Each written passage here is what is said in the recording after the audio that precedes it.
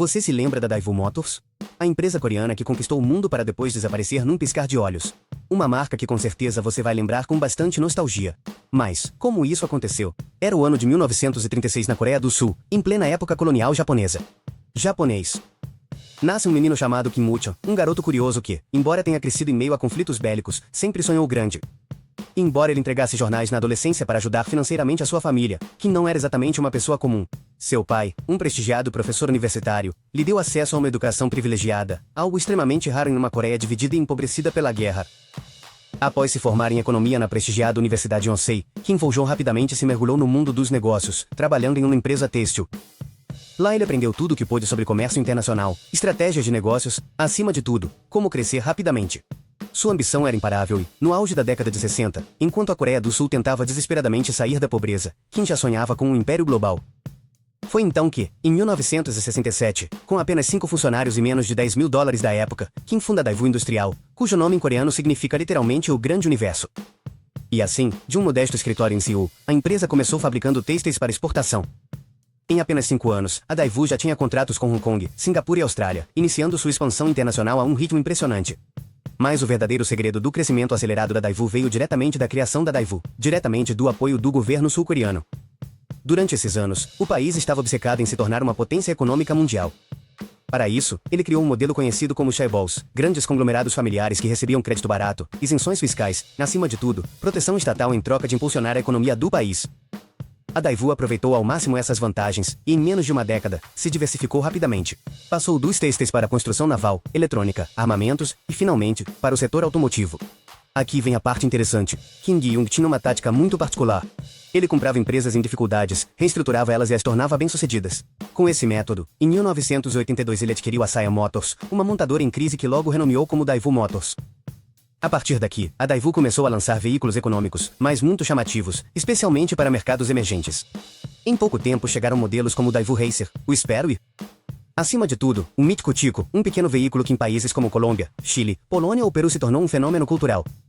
Esse pequeno automóvel representou mobilidade e progresso econômico para milhares de famílias que, pela primeira vez, podiam ter seu próprio carro.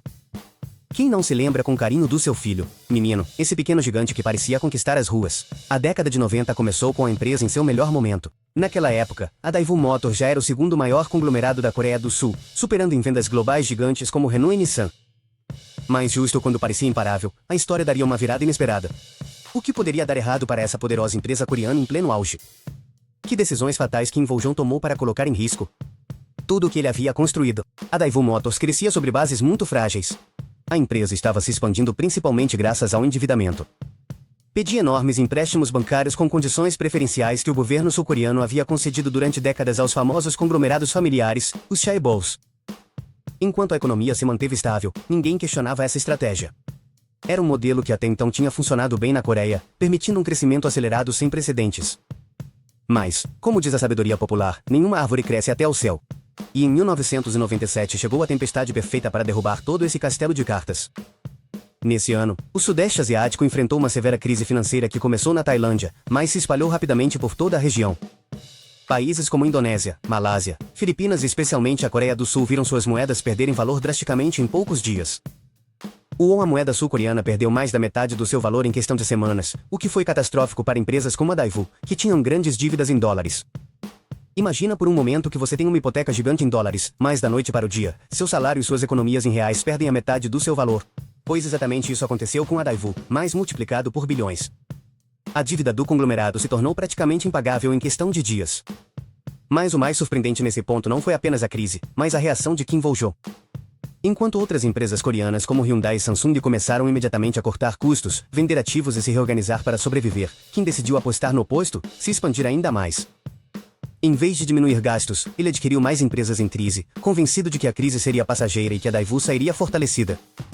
Essa estratégia arriscada foi vista inicialmente como corajosa, mas logo ficou claro que era um suicídio financeiro.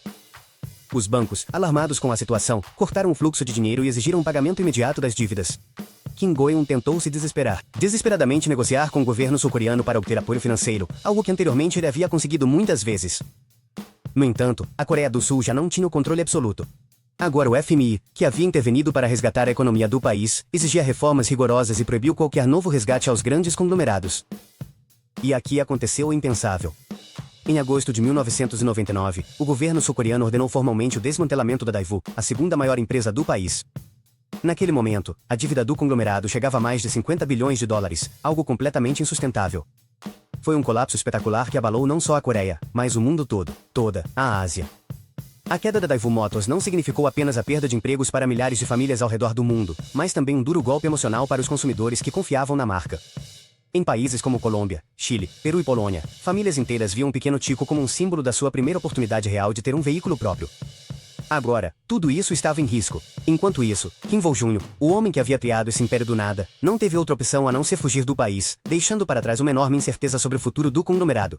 Mas o drama estava apenas começando. E assim, com uma dívida insustentável e um império industrial que começava a se desintegrar, a Daewoo Motors entrava em um túnel escuro do qual nunca mais sairia. Mas, o que aconteceu depois? Em 1999, a situação da Daewoo Motors era desesperadora. O império industrial, construído ao longo de décadas por Kim, parecia um gigante com pés de barro, pois por trás do brilho de seus carros econômicos e fábricas modernas se escondiam enormes fraudes financeiras. Após a crise asiática de 1997, quando a economia sul-coreana colapsou e o FMI entrou no país, surgiu uma verdade incômoda. A Daewoo havia maquiado suas contas durante anos para esconder uma dívida insustentável. À medida que os investigadores cavavam mais fundo, iam descobrindo um labirinto de empréstimos encadeados. A Daewoo pegava dinheiro emprestado de um banco para pagar dívidas anteriores com outro, e assim por diante. Era como tentar tapar um buraco cavando outro ainda mais profundo. Quando finalmente tudo veio à tona, a dívida superava os 50 bilhões de dólares, tornando-se um dos maiores escândalos financeiros da história da Coreia do Sul. Kim Go-eun, incapaz de aceitar a derrota, tentou desesperadamente salvar sua empresa, pedindo mais empréstimos e oferecendo bônus a taxas altíssimas. Ele chegou a oferecer bônus com taxas de 30% ao ano, uma cifra desesperada que, longe de esperar confiança, aumentou a desconfiança entre os investidores. Finalmente, quando os bancos fecharam completamente a torneira do dinheiro, a Daewoo afundou definitivamente em 1999. O que se seguiu foi dramático. Fábricas fechadas, milhares de funcionários nas ruas e uma geração inteira assistindo ao sonho da mobilidade acessível ruir diante de seus olhos. Os países emergentes, que sonhavam em ter seus próprios carros, agora viam seu símbolo de progresso desaparecer. A Daewoo deixou de ser uma promessa para se tornar uma lembrança amarga. Kim Jong-un, enquanto isso, não conseguiu suportar a pressão e fugiu do país. Durante vários anos, ele ficou na França e no Vietnã, longe dos holofotes, enquanto na Coreia, seu nome se associava cada vez mais à corrupção e ao descontrole financeiro.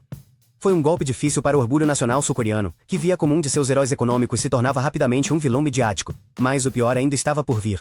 Em 2005, Kim surpreendeu o mundo ao voltar voluntariamente para a Coreia do Sul, sabendo que seria preso imediatamente ao aterrissar. O que o motivou a voltar depois de anos? Na sombra, quando Kim Jong-un pisou em solo sul-coreano, foi preso imediatamente no aeroporto de Seul diante de centenas de câmeras. A imagem do outrora poderoso empresário, detido e algemado, se tornou um símbolo nacional. Representava o fim definitivo de uma era de excessos corporativos. Kim foi condenado a 10 anos de prisão. Mas aqui acontece algo surpreendente.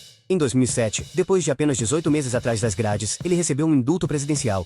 Mais uma vez, a polêmica se acendeu na Coreia do Sul. Muitos interpretaram isso como um tratamento preferencial para um homem que, apesar de seus erros, havia contribuído enormemente para a prosperidade do país. Outros o classificaram como uma injustiça descarada. E um exemplo de impunidade. Mas, embora a Daewoo Motors tenha deixado de existir oficialmente, a história não terminou aí. Quando a Daewoo Motors colapsou oficialmente em 1999, suas fábricas e ativos foram colocados à venda rapidamente. Era como ver um avião sendo desmontado em pleno voo. Cada peça do conglomerado era vendida separadamente para o melhor lance. A General Motors, aproveitando a oportunidade, comprou a divisão automotiva em 2002, transformando-a no que hoje conhecemos como GM, Coreia. Você se lembra do querido Daewoo Tico? Esse pequeno carro famoso em países como Colômbia, Chile ou Peru. Deixou de ser fabricado em 2001, mas sua essência continuou em modelos posteriores como o Chevrolet Spark e o Haval, ambos produzidos pela General Motors, nas antigas fábricas da Daewoo. É curioso como, embora a Daewoo tenha desaparecido, seu espírito ainda vive nesses veículos que ainda percorrem as ruas, levando famílias, histórias e lembranças a bordo.